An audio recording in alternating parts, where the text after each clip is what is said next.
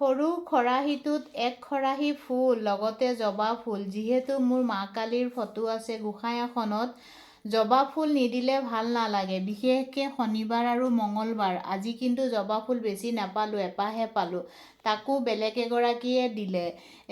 গোঁসাই ঘৰত চাকি বাতি জ্বলালোঁ আৰু যিহেতু শনিবাৰৰ দিনা তুলসী তলত দুপা ফুল আৰু এডাল ধূপকাঠি জ্বলাওঁৱে বাৰু। যিয়ে নহওক গোঁসাই ঘৰৰ কাম শেষ কৰিলোঁ। এতিয়া আমাৰ ধুনুমাক খুৱাব লাগে। ৰাতিপুৱাতে তিয়াই থৈছিলোঁ, কোমলিও গ'ল আৰু বহুত ঠাণ্ডাও হৈ গ'ল। কি কৰিম, উপায় নাই, তাইক আনি পেলাই ধুনীয়াকৈ খুৱাই ল'লোঁ। নিজে খাব পৰা হ'লেতো মোৰ চিন্তাই নাছিলে, কিন্তু কৈনো কি হ'ব, অভ্যাসটো ময়ে বেয়া কৰিলোঁ। মানে সৰু থাকোঁতে যদি নিজকে নিজে খাবলৈ দিলোঁহেঁতেন তাইক, তেতিয়াহ'লে হয়তো তাই শিকিলেহেঁতেন। মই বেছি মৰম কৰি খোৱালোঁ। আজি চাওকচোন, তাই বয়স হৈ গ'ল 6 বছৰ, মানে 6 বছৰ চলি আছে।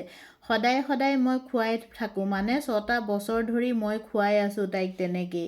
খালি পানীকণ আৰু কিবা বিস্কুট চিস্কুট নিজে খায়, ভাত আৰু তাইক খোৱাটো নিজে খাব নাজানে। বাৰু যিয়েই নহওক, খুৱাই মেলি ঘৰৰ কাম বন শেষ কৰি ঘৰৰ ওচৰতে আছে পথাৰ মানে কি, এয়া চাওকচোন, ইমান ডাঙৰ ডাঙৰ ওৱাল আছে, ওৱালৰ দুয়ো কাষে আছে কলমৌ শাক আৰু কচু শাক।